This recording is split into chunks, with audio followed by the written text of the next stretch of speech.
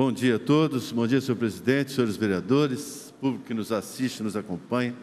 Eu vou usar essa tribuna para falar um pouquinho sobre alguma curiosidade. Ontem nosso país comemorou a proclamação da República. É importante a gente passar algumas informações, assim, como curiosidades, pelo menos, para entender um pouquinho mais a questão da proclamação da República. Depois de 131 anos, muitas coisas são desconhecidas, né? Até porque na escola não ensinam a verdadeira história, às vezes fica para trás, assim como a nossa história do Brasil, né? Como curiosidade, os historiadores são quase unânimes em apontar 4 grandes causas, né? Eu diria, questões que influenciaram na proclamação da República. Uma delas religiosa, a outra militar, a abolição e a questão federativa também, né? Religiosa, vereador Odélio, a Constituição do Império tinha um instituto que se chamava beneplácito. O imperador, ele que decidia quais documentos da igreja serviam aqui para o Brasil.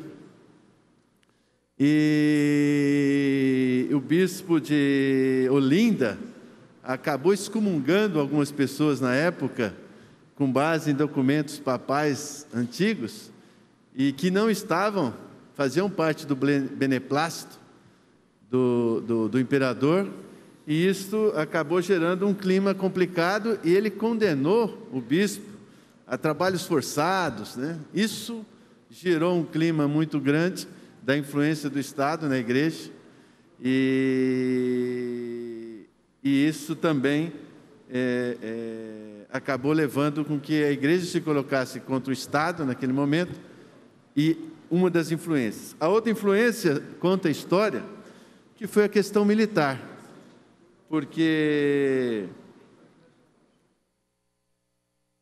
a elite brasileira começou a boicotar a ação dos militares, que faziam parte de alguns setores do governo, e os militares sentiram-se um pouco... sentiu que havia um comportamento que não era adequado, até porque eles vinham recentemente da Guerra do Paraguai, quando eles formaram a Tríplice Aliança entre Uruguai e Argentina, e dessa Tríplice Aliança, eu até anotei aqui para não esquecer, foram 235 mil militares que participaram da Tríplice Aliança.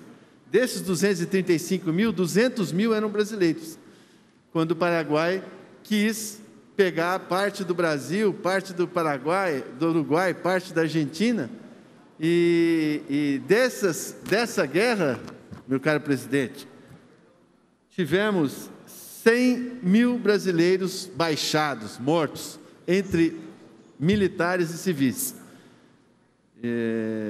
dos 200 mil que foram empregados, né? E então os militares falaram, espera aí, eles estavam com um sentimento de nacionalismo muito forte, deram suas vidas, e aí a sociedade querendo boicotar e afastá-los das discussões políticas, né? Isso acontece nos dias de hoje também, né? E aquilo acabou havendo uma revolta, e eles se colocaram contra o Império. Mais duas questões que eu disse, religiosa, militar, a abolição. Acontece um ano antes da queda da monarquia, a abolição da escravatura. E também parte da classe que tinha escravos se sentiu traída pelo governo. Também viraram a folha e começaram a discutir e apoiar a República.